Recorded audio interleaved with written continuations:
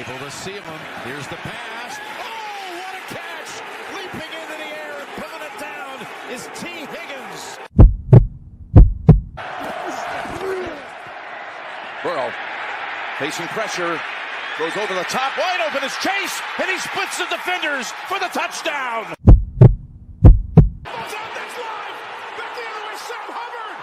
Cincinnati kid, Hubbard's got a convoy, chased by Andrews, at the 30, the 20, he will score. Hooday, Bengal fans. He is Maan. He is Eric. I am Jake. This is the Bengals Pulse, the heartbeat of our Cincinnati Bengals.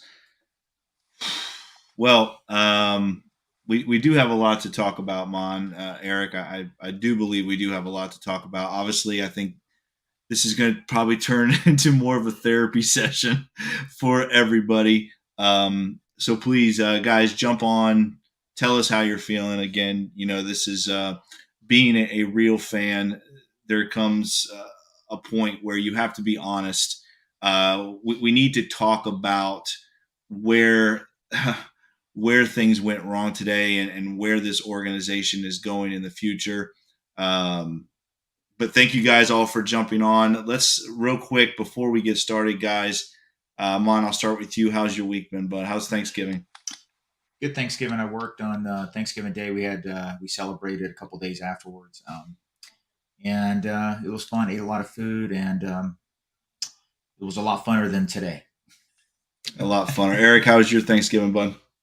It's been busy, got a lot of projects going, running flag football league, kept myself busy, kept myself distracted, and we're still here Sunday feeling what we're feeling. So yeah, it's hard to say that our life revolves around the Bengals, but it is what it is. It does. It does. I think there's a lot of us out there that it does. Maan's talked about it. It's Maan's hobby. It's my hobby. I know it's your hobby too. I mean, this is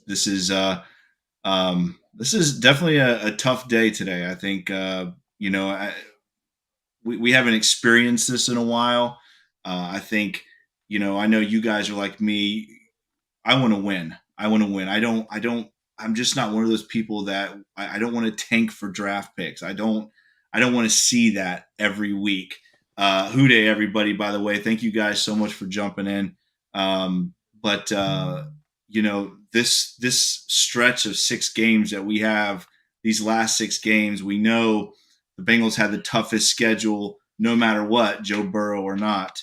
But now we are looking at a schedule. Maan, you and I kind of talked about it off air while we were watching the game. We're trying to find wins now, and if Jake Browning plays like this the rest of the way, it's going to be tough to do that, Maan. Yeah, just an overall horrible performance by the whole team. The defense really let us down. 400 yards of offense by the Steelers, who hadn't had a 400-yard offensive game in 3 years, and to do that against them, it's embarrassing. It really is. There's no other way to put it. The defense just got ransacked. The offense, listen, we knew there's going to be a drop-off. Joe Burrow's the face of the NFL, one of the top 3, 4, 5 players in the NFL. We're not expecting Jake Browning to be Joe Burrow, but what he did today and what this offense did, I'm sorry. There's going to be a lot of our fans out there that, I don't want Zac Taylor fired. I'm not trying to say that, but this is on his shoulders also. Mm-hmm. You run the ball 11 times. 3 of them scrambles, by the way, by Jake Browning. So 8 times. Yeah, 8 times you run the ball. Right.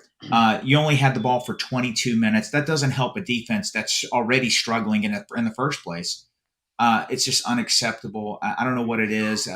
If it's no faith in Joe Mixon, if you don't have faith in your offensive line, if you don't have faith in running the ball, just blow it up. Blow it up. Do whatever it takes to fix it. But when you have a rookie quarterback, or he's not a rookie, I'm sorry, a quarterback making his first NFL start in bad weather, you would think you would try to run the ball a little bit more.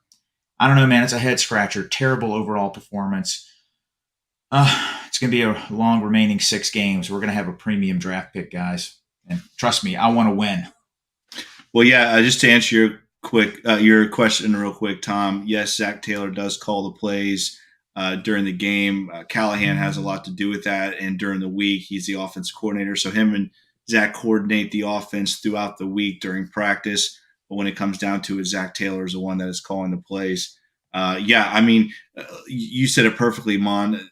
You go into a football game with a guy that's never made a start before against a very good defense, and your running back, a guy that I think we all feel is – I'm not saying he's one of the top 10 backs in the league, but he's definitely up there. I mean, he's a dude that you should be able to lean on his shoulders and run the football.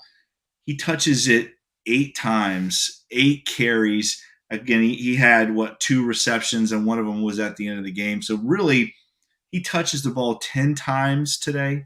I mean, that is on the coaches. And one thing that all 3 of us talked about was this was Zac Taylor's defining moment, right? This was – what kind of plan can Zac put together going into this football game in this situation? And it was absolutely atrocious. I mean, I'm just going to be honest with you. It was awful. The offensive game plan, it was not even built around a guy like Jake Browning. There were very limited rollouts. There were no quarterback draws. The only time that the offense worked is when they ran RPOs, which was about 4 or 5 times the entire game. The coaches let us down. I mean, they have let this organization down. I'm just going to say it. I mean, that is what has happened. That's what happened today. And I'm going to also say this.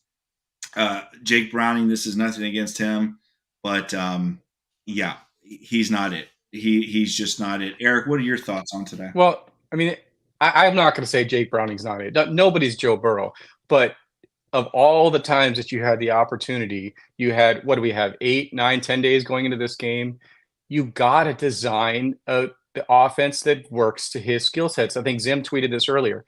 Where are the moving the pockets, rolling him out, getting him on those RPOs where he can take off and run? They didn't do it. Instead, I feel like they spent a week talking us up and selling us that Jake Browning is very good, almost as good as Joe Burrow in reading the defense. And I think that's a disservice. They should have spent that time gearing the offense to hand the ball to your running backs 30 times, roll Jake Browning out of the pocket, move the pocket, get some movement out there. Instead, they expected Jake to go out there and do what Joe does. And we talk this every week. Joe is a top 3 quarterback in the NFL, top 2, top 1 when he's healthy. You can't expect Jake Browning to go out there and be Joe Burrow. Change your offense. In the end, it's going to help Joe Burrow because you're going to be able to use those plays with him next year when he might be dealing with an injury. It's on the coaches. You can't expect Jake to go out there and be Joe. That's so frustrating to me. When you see a stat line where a team only runs the ball 8, 10 times the whole game, they're playing catch up. What you're seeing is a team down by 3 scores. They don't have time to run the ball, so they have to pass. This wasn't the case. It was 3-0, 7-3, 10-3. It was just a very close game throughout. And then guess what? We just didn't run. And we had the ball for 22 minutes the whole game. Our defense we said it on last week's episode, our defense hasn't been the same defense from the previous years. They're struggling. Yeah. And guess what? Why keep them on the field more? Yeah. Run the ball. Guess what? Let's have a 29-minute time of possession. Give them 31. Guess what? Maybe I can't figure this out. I don't know if it's philosophical. Like Joe Goodberry, a lot of people on Twitter, they think it's more of a Mixon thing. I respectfully disagree.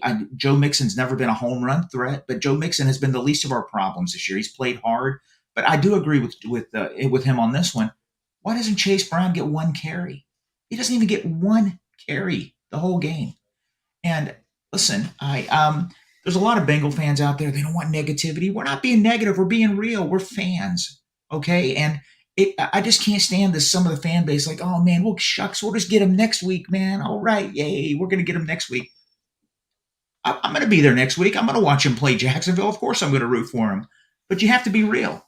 Come on, man. This is unacceptable. What happened today, offense, defense, special teams? Special teams was horrible. We have to do a better job kicking the ball, punting. We really do. It hurt us in field position. It did. And, man, I don't know. I'm frustrated. Well, let's look at the offense numbers real quick, guys. Again, Jake Browning, he goes 19 of 26, 227, 1 touchdown, 1 interception, sacked 4 times, took a couple sacks he has no business taking. You got to throw the ball away in a couple of those situations for sure. Obviously, the interception was absolutely atrocious, and really was the defining point of this game. I think Mon and I kind of looked at each other after that, like, okay, that might be it. And really, he's lucky he didn't have about 4 or 5 other ones picked off. It just did not look. He did not look confident at all, and maybe part of it is the scheme. I don't know, but they definitely sold us on how confident this guy was, and he did not look confident 1 minute of this football game. The Bengals have 11 carries for 25 yards. Just absolutely, that's unacceptable. Mon, you said it earlier. Jake Browning had 3 of those carries on scrambles, so they ran the ball 8 times today, guys. 8 times in bad weather against a good defense with a quarterback making his first start. Absolutely unacceptable. Jamar Chase, 4 catches for 81 yards. Remember, guys, 2 of those catches were off tip balls that really should have been picked off. Joe Mixon, 2 catches for 44 yards. He had that big 39-yarder at the end of the game. Trent Irwin, 1 for 25. Tyler Boyd, 3 for 23. Tanner Hudson, 4 for 18. Josephus had the 1 for 16. Sample had the 1 touchdown for 11 yards. But again, not at one point did I see this offense trying to move the ball downfield. The one time they took a shot, it was completed to Jamar Chase. It was a great throw, a great catch. We didn't see that at all the rest of the game. Even the ball that was intercepted, guys, was 3 yards short of the first down. I mean, absolutely terrible red zone play calling, Mon. Yeah, it was poor. I'm just trying to wrap my head around some things. We said it last week. Pittsburgh is going to send they're going to blitz, they're going to rush the passer, they're going to try to rattle him. That's exactly what they did. And we did nothing, absolutely nothing to counter that. Jake, during the game, what did I say? I'm like, guys, he's going to throw one. I know it's coming. It's just, there was just so many close calls, and he just does not have a strong arm. Jake Browning does not. It's all anticipation, and it happened. He's lucky it didn't happen a couple other times. 2 of his completions, one to Jamar Chase, that 30, 40-yarder, that was on a tip pass that Jamar Chase caught. 2 of his 4 receptions were on 2 tip passes. Yeah, and it was just when I saw that, I'm like, hey, man, luck's on our side today. We're going to win this game. I know, I thought the same thing. Yeah, but it's I'm going to say this hot take here. I said it a few episodes ago. When you have a team that, like I said, Chris Collins, or with so many pundits picked to win the Super Bowl this year, Paul Dehner, writer for The Athletic, who has been critical of the Bengals. A lot of people are just saying the Bengals, their roster is that good. Joe Burrow's out for the year. I get it. That changes everything. But you hand the keys to a guy that's never started a game in the NFL. It's not a personal attack on Jake Browning. Look at our main counterpart, the Kansas City Chiefs, who's won Super Bowls. Their backup, if Mahomes goes down, I get it. That's horrible. But their backup quarterback is a 12-year NFL veteran that started for many years. That's the difference. Yeah. And that's what frustrates me. And multiple teams have starters that have started multiple games. What do we have? We have Jake Browning. Again, not personal. He's not ready for this. He's not ready for it. No, he's not ready. Either that or this roster isn't as good as we thought it was. Well, and we hear all year long that Joe Burrow is carried by his weapons. Well, either they chose not to step up today, or the coaches just wanted to be arrogant and say our coaching is better than yours, and we'll go do this with Jake Browning. Our quarterback today should have been Jamar Chase. Jamar Chase should have touched the ball, 5 times a drive if possible. Where was that? Where's the scheming? Yeah, Jamar Chase in the backfield with the sweeps, running him slants across the middle. That guy should be touching the ball as much as possible. I don't care if he's double teamed. Jamar Chase is always open. I would rather force it Jamar Chase and have interceptions and have the threat of getting some great explosive plays, letting him get that momentum and get into the game. He was not into the game because we weren't even throwing it his way. Jamar Chase is your MVP. Joe Burrow's out. Jamar Chase should be the focus. If you're throwing it to him as much as possible and handing it to Joe Mixon, you're gonna have success. But we're just too smart for our own good. Good day, everybody that is joining us. Thank you guys so much for joining us. We're going to get to that in just a second. Andrew threw up a good comment here about can't cover the tight end. We can't ever cover a tight end. I agree 100%, Andrew. We're going to talk about that in just a minute. Let's look at these team stats real quick, Mon, because you're a big team stat guy, and I am too. the Bengals, I got it right here. The Bengals with 10 first downs today, 10 first downs, 9 of those on passing, 0 on running, 1 on penalty.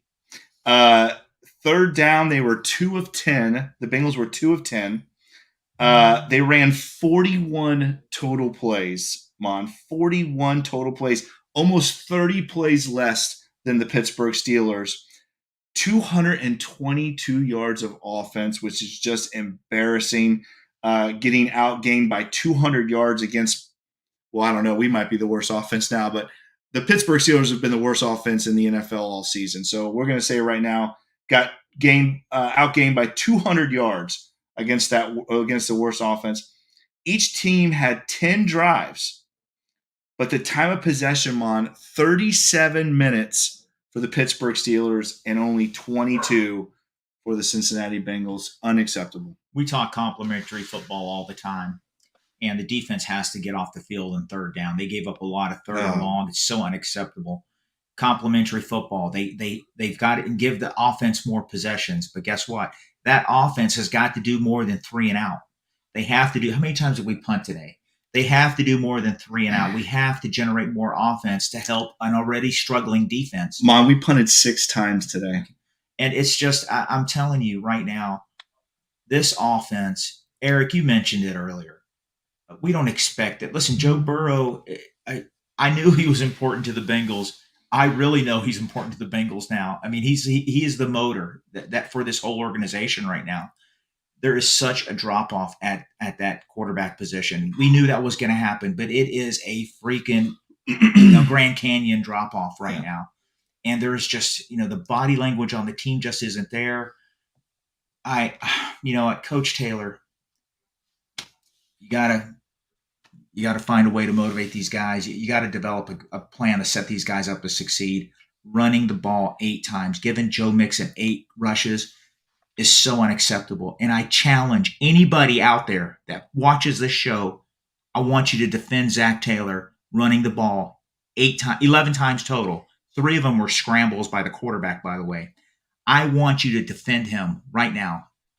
Justify it for me, because you can't. You can't do it. I'm not a Zac Taylor hater. It's unacceptable. It's unacceptable. And again, Fred brings up a good point. Fred says, don't excuse Brian Callahan from this, and I agree. We're not excusing any of the coaches, and we're going to get to the defensive staff in just a minute. And I want to make this very clear, Mon, because I've been hard on the defense this year. I am not blaming the defense for this loss. But the Pittsburgh Steelers haven't had over 400 yards of total offense since 2019. Week 2 of 2019, Mon. 3 years they have not had over 400 yards of total offense. And today, we couldn't tackle anybody. At one point, Mon, on that last drive, I think he completed 5 straight third down passes, converted 5 straight third down passes. Unbelievable. I'm sorry, Jake, we had a debate during the game. Some of those big explosive plays in the first quarter, second quarter, hey, man, there was some good – Kenny Pickett threw a great pass that DJ Turner was good coverage, good catch by, I think it was Johnson at that time. Pickens is 6'4", Mike Hilton's 5'8". He made that play in the second half. That was a nice play. But, Jake, you said it perfectly. You looked right at me, and you sent a text out to everybody. That last drive where Najee Harris got 60 yards rushing of his 99, the defense gave up. Yeah, I'm sorry. Their body language, they gave up. They just gashed them. They came down and get that field goal to basically make it a 9-point game or a 6-point game. 6-point game. They came down and they kicked that field goal. I'm like, I knew right there, like, guys, yeah, it's over. I mean, it was just too easy. The defense was gassed, and you could tell with their body language. Najee Harris had 2 runs. What was his longest run of the day here? Don't forget the one, Mon, early on. I don't mean to interrupt you, but don't forget the one early on where we punt. It's actually the best punt of the game. We pin him down inside the 10-yard line, and the first play, Najee Harris gets a 20-yard run, and 15 of those yards he's carrying for the defenders. Well, it's like guys are waiting for guys to make plays, right? Well, that wasn't was that the one where the they scored a touchdown where they picked up the flag on holding. No. That was a different drive. That was a different drive. But that was one where, again, field position is a big part of the game today when you got two bad offenses playing. And again, I love these comments. You guys are hitting it right on the head. This bend but don't break defense, it's catching up to us, right? I'm not bashing the defense. The offense was atrocious today. But to give up 100 yards rushing to Najee Harris and to let Kenny Pickett almost throw for 300 yards, that is unacceptable. I don't care if they only scored 16 points. From 20 to 20, Mon, we can't cover a soul. We can't cover a soul. And I think somebody commented that inside the comment section. This team right now, they need to find a way. They need to find a way to make this happen because it's just bad football. And I think one thing, guys, that we can all three agree on is we haven't seen this team give up or quit in a long time, right? I saw it today at the end of the game. And I'm sure the defense is frustrated. I would be too if I'm having to watch the offense go out and put on that display that they put on today. But it's going to be very interesting. I think that's something we all need to look at these last 6 weeks is hopefully Zac Taylor doesn't lose this team. I hope he doesn't either. I don't think he will. But I'm just looking at the stat line again. When you have no, I'm fine. You harped on it earlier. I'm going to say it again. The Steelers had 27 more offensive plays than the Bengals. 27. If the coaching staff doesn't think Joe Mixon is capable of breaking the long one, bring in Chase Brown. If they don't think he can cut and do what he needs to do, let Evans run. Let Williams run. All right? I don't know what the problem is. I tweeted this out earlier. If it's the talent at running back, if it's the talent on the offensive line, if it's a scheme, if it's philosophical, I don't care what it is. Fix it.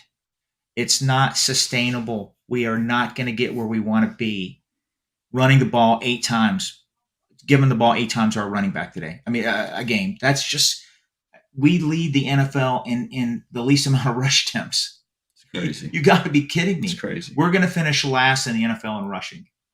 I just don't know how anybody can find that acceptable. And even the biggest Zac Taylor homers, he has to be held accountable for it. And I don't want him fired. I'm not saying that. No, I don't. Please don't turn that into a clown comment. I'm letting you know it's unacceptable, and they have to fix it. Go ahead, Eric. What were you going to say?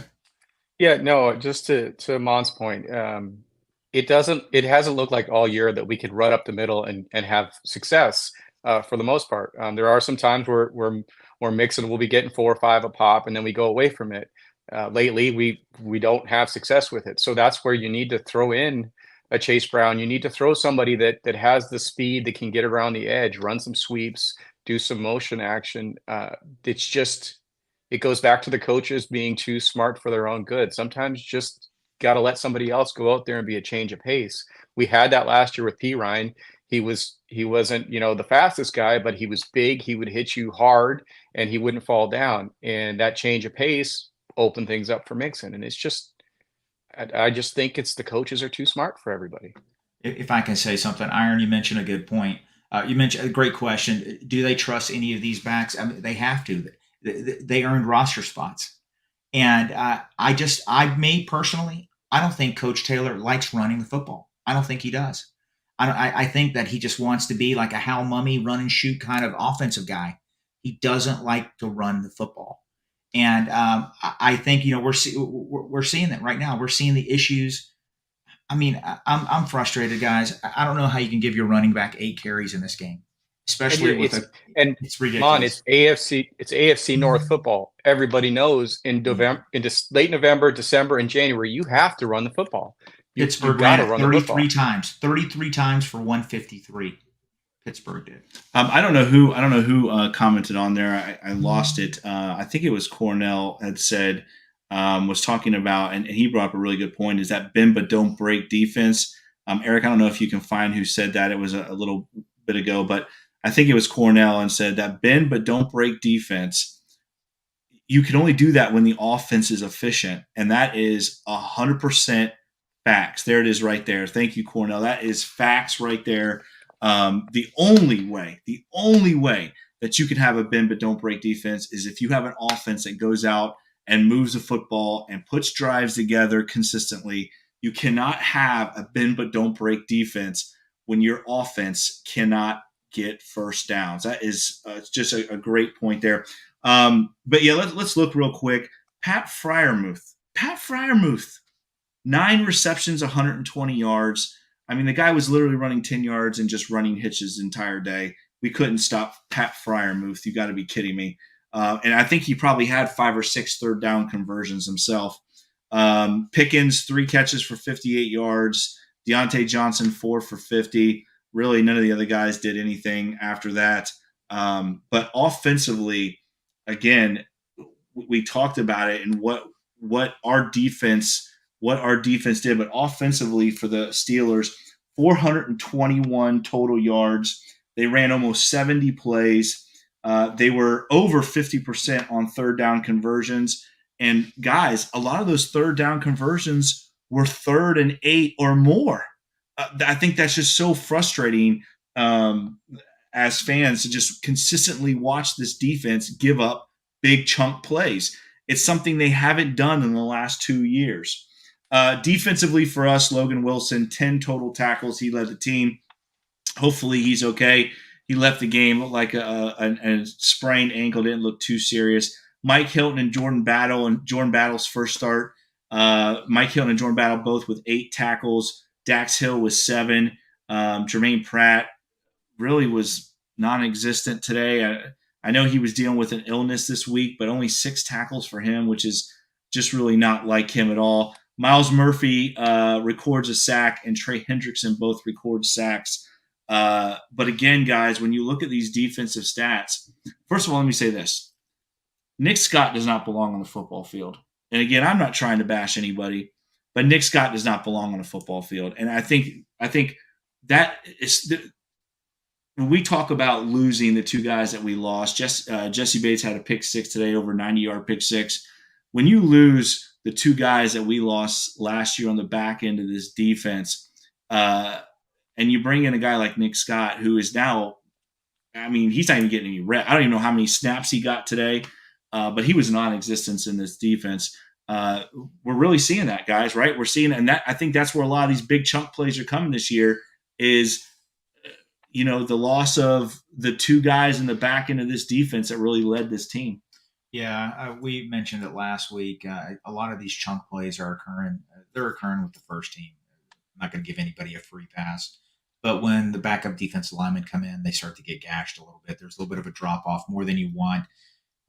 We just need some of our backups to play a little bit better.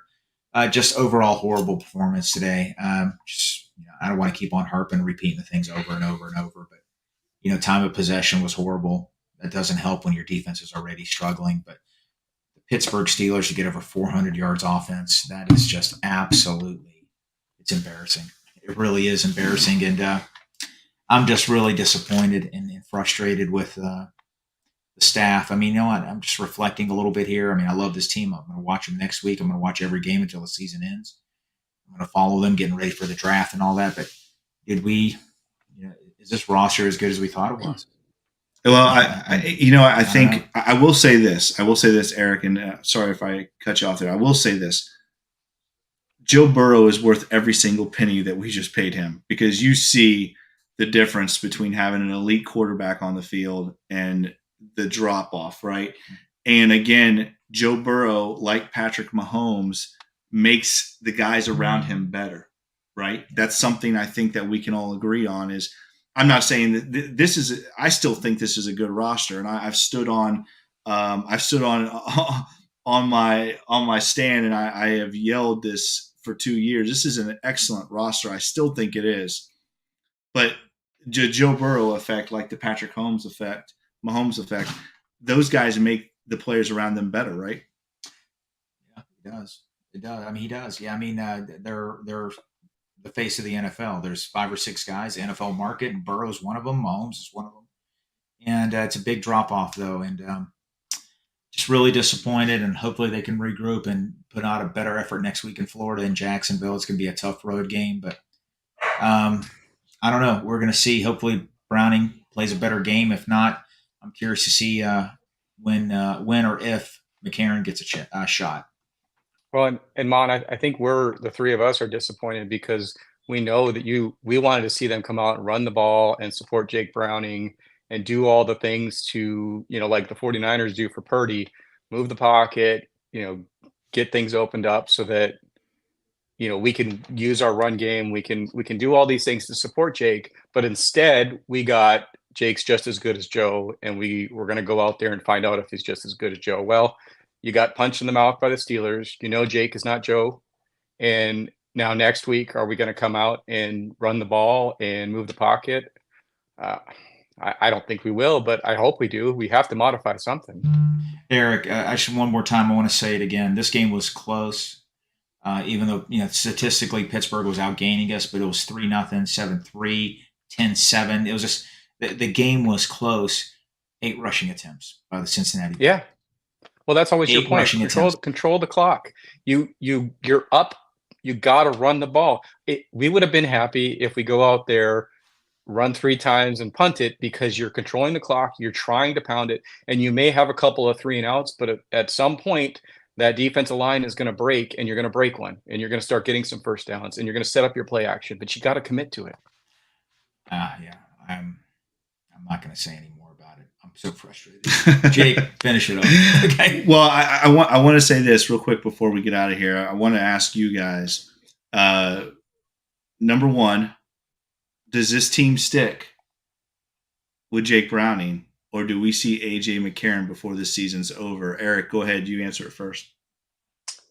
I think you have to. We need to know what we have in Jake Browning. You got to stick with him. We know what AJ McCarron is. I know he's been out of the league for a little bit, but he went out there and lit it up in the XFL. I think AJ McCarron could be a quality backup, but we have to answer the Jake Browning question. So if we got to see some more games like this, okay, 3 games like this, okay, Jake Browning's not it, and we can move on. But if you don't stick with him, then you go back into next year's offseason with the same conversation. Can Jake Browning win the backup job again? And that's not the question.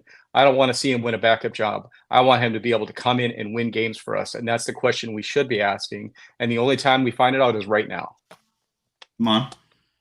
I said it a few minutes ago. I think the Bengals are going to give Jake Browning a few more opportunities, and then eventually they'll bring in McCarron if Browning doesn't improve. I hate to sound cynical here. This coaching staff is the one that selected Jake Browning to be the backup quarterback.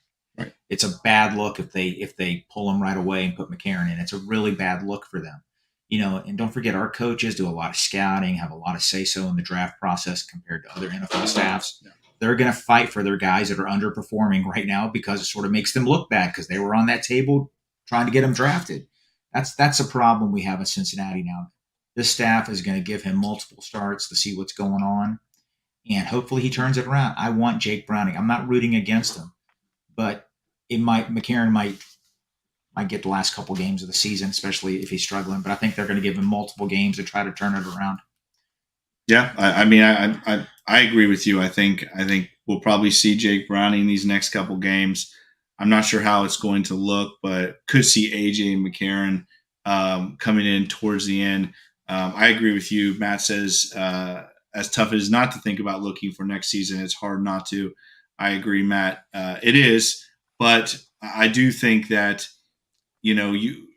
this team still has a lot of great players, and this roster is still very talented, like we've said many times. And this team still is going to be – they're going to be in some of these football games because the roster is talented. It's just going to really be, one, the quarterback play. Is it going to get better? Is the play calling going to get better? Are we going to see a little bit more creativity with the offense? And is this defense going to go out and carry this team? Because that's what you have to have when you have a struggling offense and a backup quarterback in there. You see it on some of these other teams like the Cleveland Browns last week beating this Pittsburgh Steelers team. The defense carried that team. And obviously, our defense is just not there at this time. But Bengal fans, we will still be here every week giving you great content. And again, thank you guys so much for tuning in. We know everybody is bummed out, but like I said, we will be here every week talking to you guys and trying to get through the rest of the season. As you can see, Maan, I didn't even associate with the nonsense that Aaron was saying today. I just put him in timeout because the last comment about Burrow's wrist was unacceptable. No, and I didn't see that. But that's a clown comment. I don't care about the banter or everything like that, but that comment about you're better, Aaron. Yeah, you're better. Aaron, don't be a joke. And not only that, Aaron, but Lamar's 1-3 in the playoffs. So no, for you to say he's better than Burrow and better than Mahomes is just insanity. All right. So, but anyway, hopefully everybody out there had a great Thanksgiving. And again, guys, thank you so much for tuning in. If you like this podcast, make sure you like, share, and subscribe to this podcast. Make sure you follow Maan on Twitter @TheFireMaan. Follow me on Twitter @CoachJakeOwens9. Follow Eric on Twitter @eFlash with 2 H's 88. Follow the Wincinnati Podcast Network @WincinnatiPod on Twitter and the Bengals Pulse on Twitter @Bengals_Pulse9. And on Instagram, the same without the @Bengals_Pulse9. Make sure you check us out on all the awesome podcast platforms, Apple, Stitcher, Spotify. And if you like this podcast, make sure you give us that 5-star review. We would very much appreciate that. And as always, check out all the awesome podcasts right here on the Wincinnati Podcast Network. I am Jake. This is Maan. He is Eric. This is the Bengals Pulse. Hoo day, Bengal fans. It will get better. We will see you next week.